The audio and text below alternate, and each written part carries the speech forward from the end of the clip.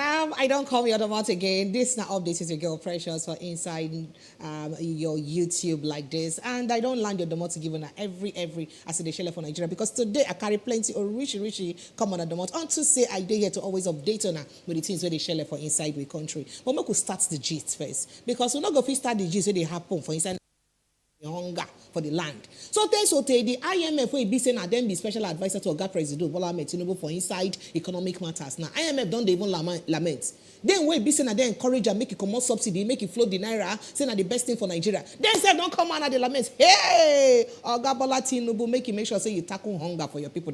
Then talk them now because if you look news where you see where IMF talk them. IMF say Oga, if you not tackle hunger, it go hard where for you. Then talk and say in fact Nigeria must battle food insecurity as priority. Say they go make them number one for inside their list to battle food insecurity because they see it all red as it gets to do with hunger for inside Nigeria because now looting galore. Now be say what they face now. But even as people still they loot and hunger day and tension and panic day, you can't wonder say the food the way we even manage gets where it they go. Because not long ago, EFCC catch 21 trucks as it be said they enter inside Chad and other neighboring countries. Whether they carry our own food from Nigeria, they go to other neighboring countries. People can't say what's in happen. 21 trucks we carry food, trucks. You understand what I mean? Lorries, trucks, we carry food. Food then where we not even see buy for inside Nigeria. Not be say we not see buy, money too high to buy them. So now food like that, 21 trucks carry enter inside. They go to other countries, then they go Chad and other places. Now EFCC about they say, come here, reverse. Oh yeah, pull over. Make could they see? I don't want to sing that song. Reverse and pull over. Bring the food grains, then come back. Why are they carry then go? Who send them now? From where and to whom? And where are they go to? That's not some of the matter then waiting. Because as we talk all this one to looting, still they continue to happen. And in fact, somebody don't come one say, hey.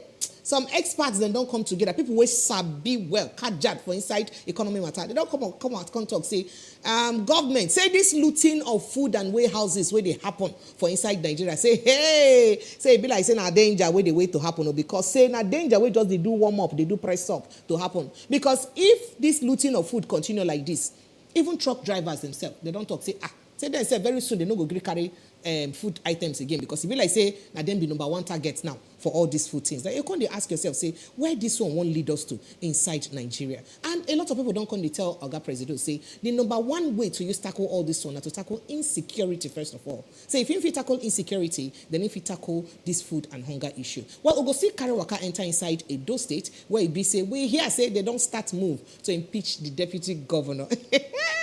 Philip Shuaibu.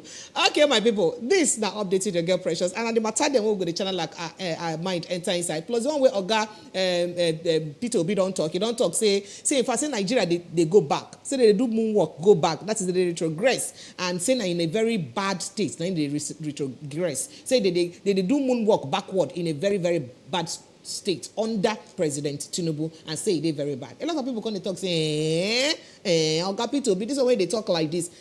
Trust presidency. Small time that they go answer up. But now this what them go touch light and only me no go fit talk. So now waiting make me call Ogbonge doctor we sabi because he go school, so he go study political science. Can't study political science, so they can't get doctor for inside political science. More to remain, you go be professor for political science. When say politics and the science way there around them, na kajadness, na isabi where in be bunge for that side. So Dr. Deji, how much shall I go follow me put mouth for talk? You go break down all these things and where they happen, make we understand because the idea now to continue to build consciousness for our mind, to make us understand, make we know true the things that way they happen for the country. Doctor, go join me after this break. I'll come back.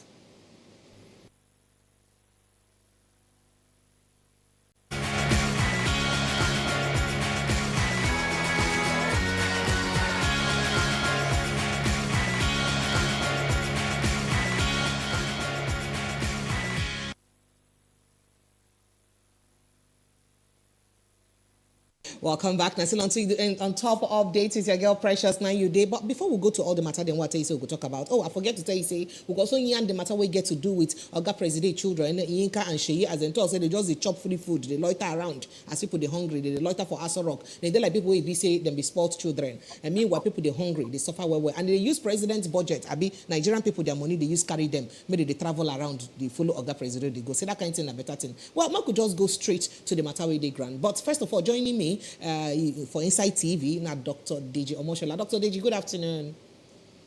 Good afternoon. Thanks for having me. Dr. Always Deji, my I pleasure. miss you. I don't miss you well. How about you now?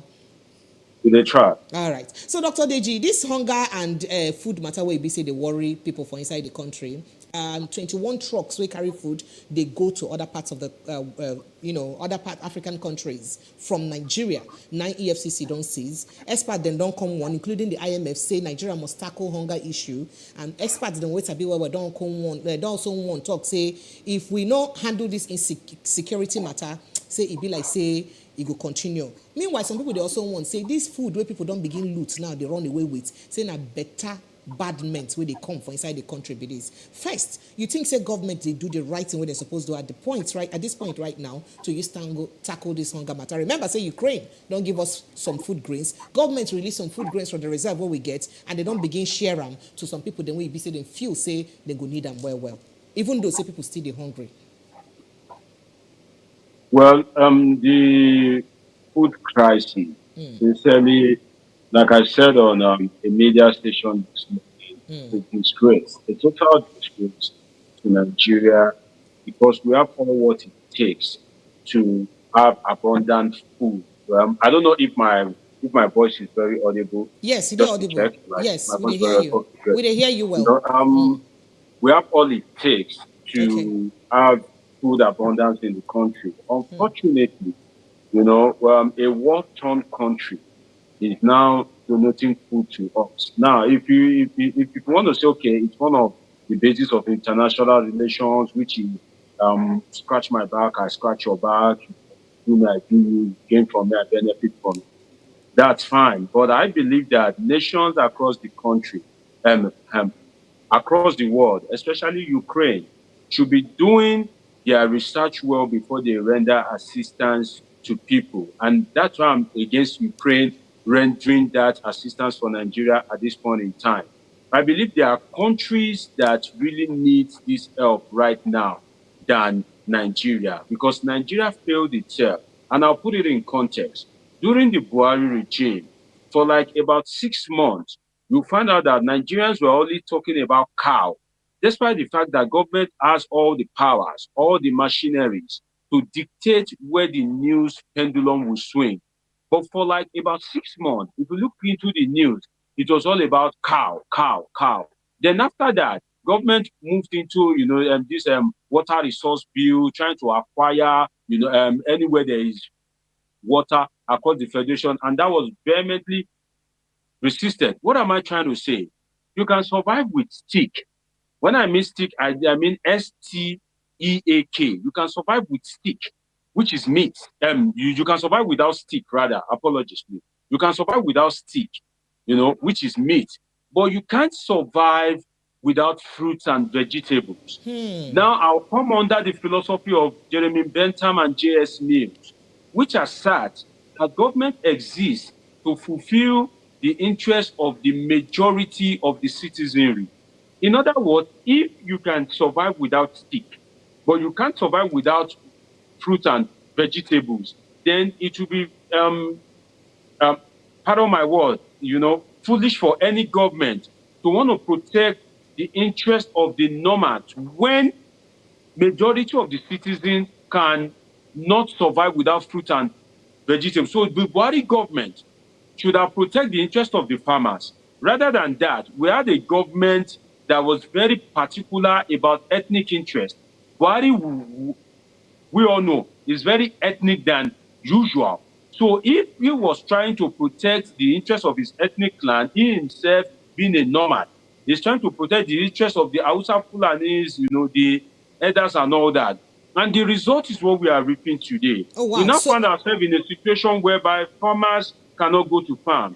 They can't harvest. When you have that kind of situation, expect that Ukraine will give you grain. So I Correct. don't blame Nigeria for accepting the grain, because there's hardly any people, any person that you give something and would resist. But I blame Ukraine for not doing their research. I believe there are countries that need that grain than Nigeria, countries that doesn't have arable land, countries that are struggling, countries that are truly war-torn, countries that have no capacity to feed itself. If you look across Africa, there are countries like that. And I believe such countries deserve it more than a country like Nigeria that has failed, that has, that was unfortunate to have leaders that were more ethnic than national.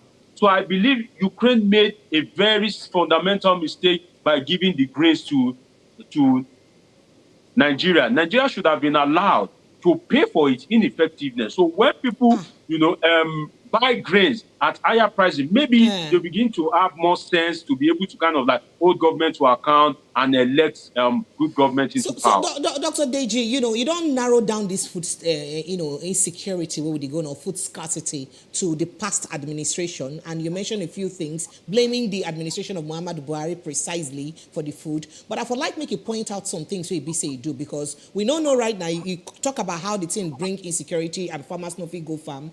They talk in direction of the farmer waiting the government the time the farmer header clash. However, with some farmers they talk say now the headers trying to acquire their land and getting their cows to scatter their farms. Or you talk of the area where be say when you say government prioritize a cow business more than you talk about the Ruga issue and the whole trying to establish the cow business thing and where the former administration be won't do, or they talk about the fact that we even get to import grass at some point for that administration for cows. Make you understand which of these things, so it is a cost insecurity from the past administration where you mentioned and where you blame.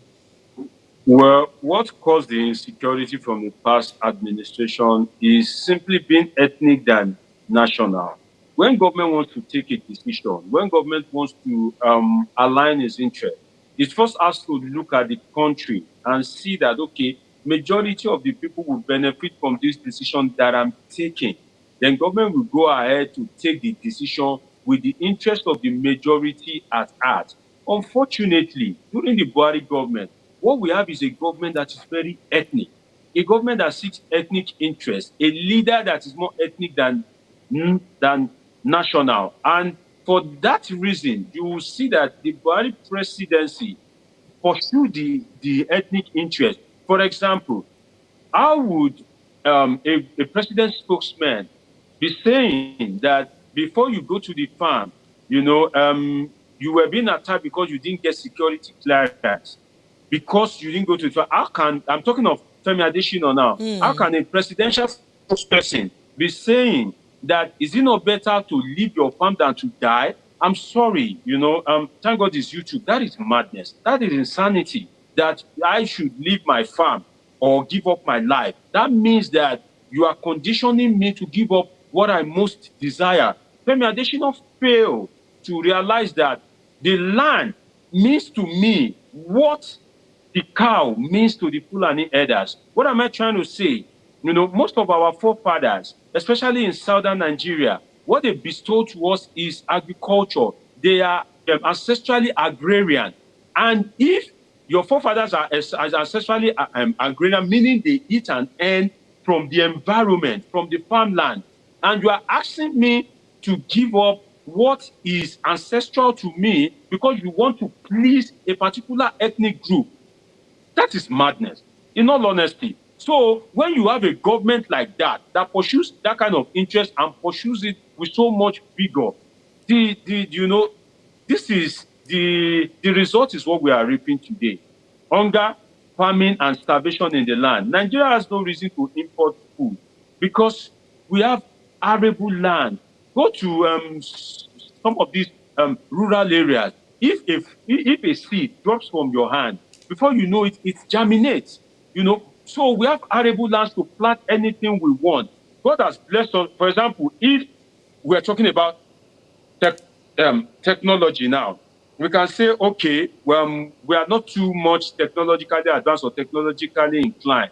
but agriculture. And God has blessed us with people that are, that are quite agile in such a way that if you go to these rural areas, even most of these farmers, they don't do mechanized farming. Go to Benue, you see people resuming in their farmland from the morning, creating a kind of like mini shelter for themselves and living when it's about evening. So you see people cultivating farmland despite the fact that they have no assistance from the government. There is no cheap transportation to even transport the food. It is not even that food are expensive before now, before the Buhari regime. No, it is the cost of transportation of those food items that made it expensive. My senior brother served in Benue, and I remember he used to tell me that, oh, this yam that we buy here, even they will even give you mango, orange, because they don't have a means of preserving them. So all these things, when you are now unfortunate as a country to have a president like Buhari at that point in time, who I think, and I can safely assert, if you give me time, I can speak about the Buhari government from now to tomorrow, who I think is the worst that Nigerians has ever produced. So you talk say you talk so Oga Buhari na the worst, but some people they of the opinion say now actually this government now put us where we did. For instance, the presidential candidate of the Labour Party, Peter Obi, he talk say the country don't retrogress so much, in fact, to a very deplorable state under the presidency and leadership of Bola Ahmed Tinubu. And he talk say they pay now for mind to know say people go fit they sleep to even wake up to know say some people don't know waiting then go chop any day at all. He blamed this government precisely for all the things we don't happen. But you now they blame Oga Buhari for waiting don't happen. So key point. You know why this country is retrogressing further under Tinubu? Why? And any action he gets from the citizens serves him right. Without apologies to anybody in his administration. You know why? Because Tinubu is trying to be politically correct. Now, the Buhari government performed worse than the Jonathan government. But when Buhari came in, all they were clamoring was, oh, Jonathan was bad, corruption, 15 years of PDP misrule, 5 years of Jonathan misgovernance. Now, Jonathan, by all economic indices, performed better, than the Buhari government. Now, the Emilokon is there now, but for the sake of political correctness, you have failed to either properly criticize the Buhari administration, scrutinize the past government, or hold people in the past government accountable just because you are a beneficiary of the government handover, just because it is the same political party. So most of the senators that that approve that silly ways and means something running into trillions, whereby you can see the effect in the economy and in the polity. Most of them are returning senators, and also in the House of Representatives. And some of the people in the Buhari government are also friends of government, even if they are not part of it. Fashola, the Minister of Works, is a political godson of the president. Same for Fayemi, the former Minister of, I think, solid minerals or something. Yes. And so also this guy, Aregbesola, as well, the former Minister of Interior. So for the sake of political correctness, I realize that it has been very difficult for the Tinubu administration, to kind of like take the bull by the horn. And that manifests even in the removal of petroleum subsidy, because rather than go for people that are benefiting from the corruption, you decide to shift the burden on the ordinary Nigerian citizen. And I've said it times immemorial. Nigerian government have never done anything for me since I was born. And I start to be corrected. And I would like to for people in government, whether it's current or past government, to challenge me. I'm saying Nigerian government has never done anything for me. Even the COVID vaccine that I would have benefited from the government, I got it in a foreign land. 3 doses. I got it in a foreign land. So Nigerian government has not done anything for me. So if you ask me, what is the benefit of being a Nigerian citizen? I can't mention. So you why? talk I've not benefited anything from the government. This statement you make now about you alone, or about the entire Nigerian? Now about you alone, about entire Nigerians. You feel say the Nigerian government never in any way impact on the lives of its citizens generally, or just about your experience? I try to put it in context before you bought in. Okay. So if during the petroleum subsidy, if I'm buying fuel for 600 now, and government can tackle the corruption in the system, government can go against the bad guys, and I can buy it for 200 naira. That means I'm benefiting from the government. So the only right, the only benefit that I'm gaining from the government, whereby the petroleum subsidy has multiplier effect. Now I'm buying petroleum at 600 naira. I'm buying, fruits, vegetables, meat, provisions, groceries, everything at a more expensive price based on the multiplier effect of the removal of fuel subsidy. So what has government does for me? And that transforms into insecurity because all of us cannot be the same. I might be able to resist it, maybe based on professionalism, upbringing, home training, exposure and all that. But some of these people cannot withstand it. And that's why you have influx of banditry, kidnapping, and armed robbery and all that, because not everybody can withstand the pressure. So for me, the Tinubu government, is facing this because he has failed to take the bull by the horn. And I'll be trying to remember your question, that you asked where you bought him, but I can't figure it out. When you say Nigerian government never do anything for you since them born, they ask whether now only you as one citizen of Nigeria, or you think say government never really do anything, or they do anything for its citizens generally. Well, I can speak for myself, and I can safely assert for majority of Nigerians. But Nigerian government has done a lot for a few citizens, and you know them, the politicians. Nigerian government has done a lot for them. You may not have benefited anything from government, but there are people that they and their family, it is that Nigerian government that made them.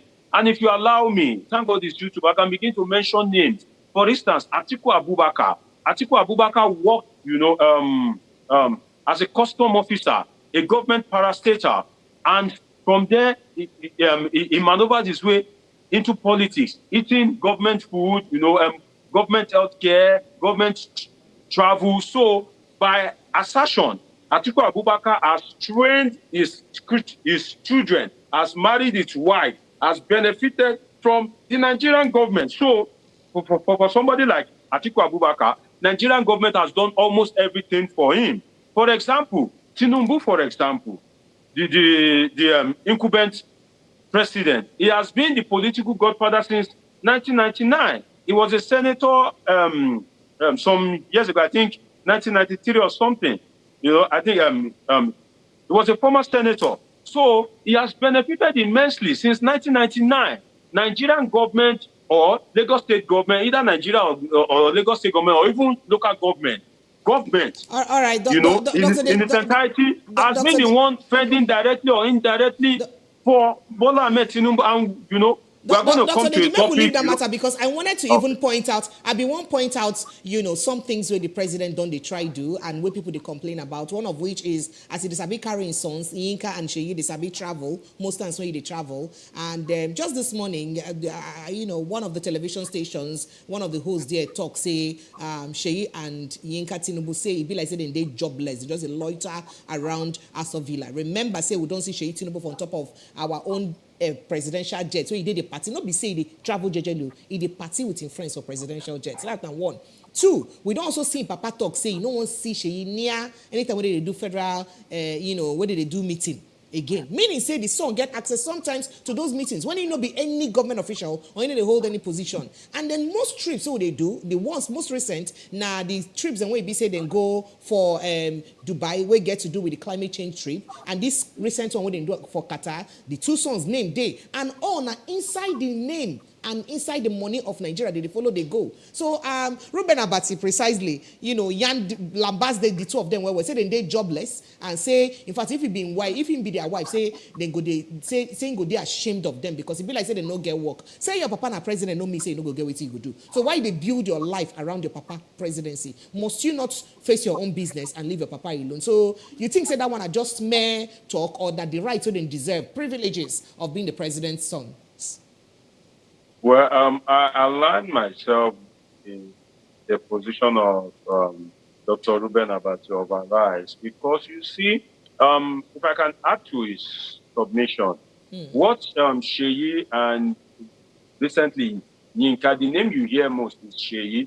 Now we begin to hear Yinka. So Yinka is also trying to become a factor in Nigerian politics so that Seyi doesn't enjoy the monopoly of patronage. You see, this thing falls under what we political scientists call personalization of state. Personalization of state in the sense that when you have access to power or you are the right-hand man of somebody in power, you now begin to see the state, the country, the government, the local government, any arms of government it falls into as your personal possession. You begin to feel as if it is your personal inheritance. So that is personalization of state. If not, you see, why would the sons of the president, be kind of like, just be roaming around the presidential villa? It is just the failure of the institutions because it is believed that as son of the president, you can make things happen. The son of the president can call the head of DSS now and give a command. And what you will hear the DSS DG says is okay, or even, if he doesn't even say yes, sir, to protect his job. That is the reality of the country that we found ourselves. And you begin to wonder, what is Seyi and Yinka doing in a presidential entourage to Qatar? To the best of my knowledge, Seyi in Lagos used to be in charge of all these billboards. He used to get the contract from the state government based on the influence of his father. All these kind of fancy luxury billboard. There are words on the street that it is Seyi Tinubu that is allegedly in charge of it. Now, you now ask yourself, presidential delegation to Qatar, is Seyi going to learn how to, erect billboard better? What is his professionalism contributing and offering to the Nigerian state? And, there are frontline advisors, there are subtle advisors. So that your father is the president doesn't should put you in one of those subtle advisors, in the sense that you don't have to be in the team before you can advise the president, before you can contribute. No, you come under the umbrella of your father to advise your father, in his private time, not you putting yourself to go and enjoy Nigerians' money, extra code, and be spending money like sport children, be going to the beach, luxury girls, fancy rides, painting Qatar red. And at the end of the day, your father will come on there and say, I feel the pains of Nigerians. This pain will pass. Let us bear the pain. Mr. President, apologies, please. Don't tell me to bear the pain when I see your son allegedly brandishing a watch that was hundreds of millions of naira. No, you should look inwards first. You should police your home first. You should police your ministers first and let them practice what you, that you have direct access to them, are preaching. Before you come and preach to me to endure the pain, how can you tell me to endure the pain, when you put your son, into political, not even one, two of your sons. One, I don't know the work that Seyi Tinubu, that Yinka is doing. I don't know his expertise. But Seyi, what does Seyi have to offer the Nigerian government by being part of the NGO? And I think the defense of government that is that sometimes they take them along to learn. Excuse me, the office of the presidency, a federal system, is not a learning ground. No, it is for experts. It is for professionals. It is for people that are putting years of hard work and now want to use that expertise, that professionalism, that intellectualism to benefit the Nigerian state and move Nigeria forward. Before you butt in, I'd like to chip in this. This thing is not only peculiar to the Tinubu government. Remember, Buhari's son, I've forgotten his name now, Buhari's yes. Buhari's son, that one that had accident on power bike, that is how he went to, the son of Mr. Integrity, went to have accident on a luxury power bike that he literally, legitimately cannot afford. Where did he get the power bike from? Buhari's son. That after the accident, I'm sure he was most likely treated with Nigerian funds, because immediately the Minister of Health was running helter-skelter. Personalization of state. Yusuf Buhari. Yes, Yusuf Buhari, So this thing is not only particular. See, before Buhari left office for his 8 years, Tell me what you know you shoot Buhari for. He's just there, looking fresh, enjoying Nigeria's money. You can't say this is what Yusuf Buhari is doing. You know, we know of Buhari's daughter who is a photographer, right? One, I think is Zara or something, that used to snap photo. That is a profession. Photography is a noble profession. But what is Yusuf doing? That he went to go and up on a luxury bike. So this thing, you know, is not only particular to the Buhari, to the Tinubu presidency. During Jonathan's time, I can't point to his sons. Maybe they are not as flashy or as flamboyant as Seyi Tinubu, but you see people from the Niger Delta, his family, his kinsmen. When there is anything happening, you know, you see them in the entourage. You see them, you know, brandishing themselves, living large. So it is most unfortunate that we have now personalized the office of the president. And do you know the implication of that? What? Do you know the implication of that? What? How can you correct a Sanwo-Olu now? If he wants to go abroad or a local trip and he decides to pack all his family along, and if you are most unfortunate as a state, if you have, you know, a governor in the northern state, how do you correct him? If he has 4 wives, 3 wives, and he has like 20 children, average of, you know, 5 children per wife, you know, they love reproduction a bit, you know, in that part of the country. One person figures a full local government as children, so it's fine. Somebody be don't talk, say made and give and local government as children.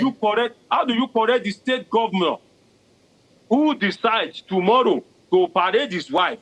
Okay, now how do you correct Akpabio if he's going to represent Nigeria? Okay, how do you correct Shekima? Make we look shortly on nepotism. Make we look briefly on nepotism, just very briefly, because we not get time again. Remember, say, a lot of things happened during President Buhari tenure. When they talk, say, the people, they won't put near power, now only own people, own people. People don't they complain, say, don't they happen now again, especially after President, the one way paying people pass, and the one way Ogabola Tinubu appoints in son-in-law, in daughter husband, as person where they in charge of federal housing for inside Nigeria. People going to look and say, first of all, you mean say now only that your son-in-law they qualified past the entire Nigerians them. So you feel say Oga Presido Tinubu they told the line of Buhari as they may complain about him in terms of nepotism and not putting really square pegs in square holes. Well, I see nothing wrong in the president appointing his son-in-law to become the head of an agency on one condition. If that son-in-law is the best we have in the whole of Nigeria. But is he the best we have in the whole of Nigeria? No. Is he? No. So obviously, he's not the best. Oh. But I'm trying to say that if that is son-in-law is the best that we have in Nigeria. For example, now, if you want to do anything sports, if Victor Osimhen, the African footballer of the year, if his name is Victor Tinubu, and you want to do anything sport, this guy has put in a lot of hard work to become African footballer of the year. And he was even judged African footballer of the year by people that his father has no influence on. So if you want to do anything sport, if he's now lucky to be the son of the president and you appoint him, fine, so be it. You know, being the son of the president or the in-law of the president should not deny you an avenue to contribute your expertise to the development of Nigeria. But unfortunately, for this appointment, I've never heard the name of that guy in terms of anything housing, real estate, you know. Maybe I don't listen to news enough. Maybe I'm not brilliant enough to and maybe those of us where they listen to news and when they read the news, you don't know news enough. Because we too never to hear about that. I don't know news enough because I've never heard of the name of that guy. In fact, his wife, that is this Iyaloja of Lagos, the one that changed her profile to Iyaloja of Nigeria when immediately her father was sworn in, you know. These are the one of the personalization of state, you know, that I was referring to earlier. Now, see, you now made that kind of person the head of announcing agency. That is pure nepotism. Because I'm sure that there are people that are way better than that guy that was appointed, that have published papers, done research, that have done a lot of projects that have, engaged in So you local feel and say all of international this problem, you construction. feel say all of these But reasons now these waiting make people we are dey not where we dey appointed. today. Then you now go and pick one guy. Obviously, it is nepotism. If All you don't right. want to use nepotism, it is favoritism. Okay. And both are wrong in this instance. So you feel say now one of the reasons why we dey where we dey, yes or no would do. Absolutely, absolutely. All right. Because So make we most go of the straight to appointments are Edo based on State. Before political as we wrap patronage. up, we could quickly visit Edo State. Oga Philip Shaibu, the deputy governor of the state, they don't knock him impeachment notice, saying need to respond within a number of days. If you don't respond, they fit impeach him. Of course, you know waiting they go on. Oga Philip Shaibu will get the ambition to, he be enough ambition to become governor of the state, hoping say he go take over from their governor. But somehow you know work out like that because they go bring another person. There is also this drama of Edo Central, Edo North, Edo Esan people supposed to be president, governor rather, for inside Edo State because Esan people don't they very marginalized and lack of development they their town and all that. Now you see the Edo State House of Assembly pushing forward and implementing that that impeachment on Philip Shaibu. Well, you see, whether you belong to the high class, the middle class, the low class, I pity you as a Nigerian if you don't fight for equity, justice, and strong institutions. You see, this kind of thing, at the end of the day, the House of Assembly may go ahead to impeach Shaibu. Why?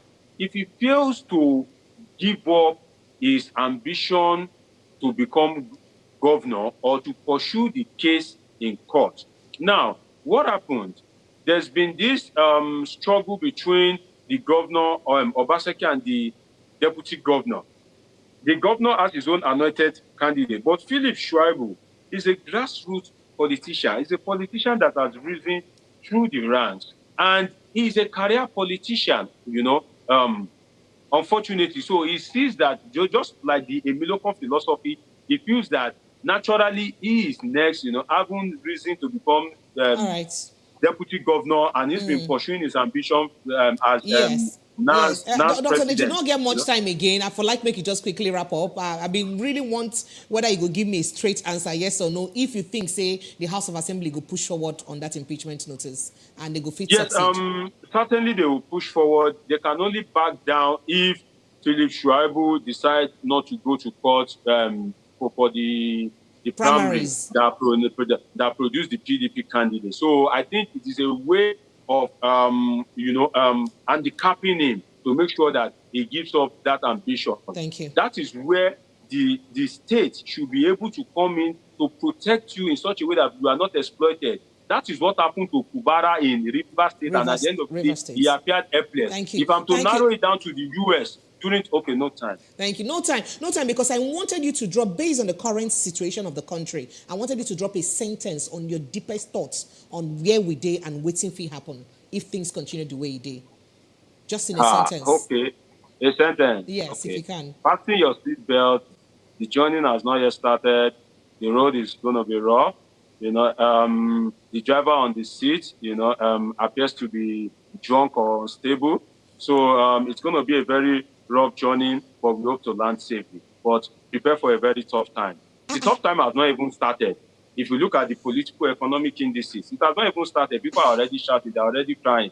See, the reality is the next election, the IG that will be in charge is Tinubu that appointed him. The INEC chairman, it is Tinubu that we appoint him. Now, even when he was not the one that appointed them, he was able to subdue, to overwhelm the system. He was able to use his influence.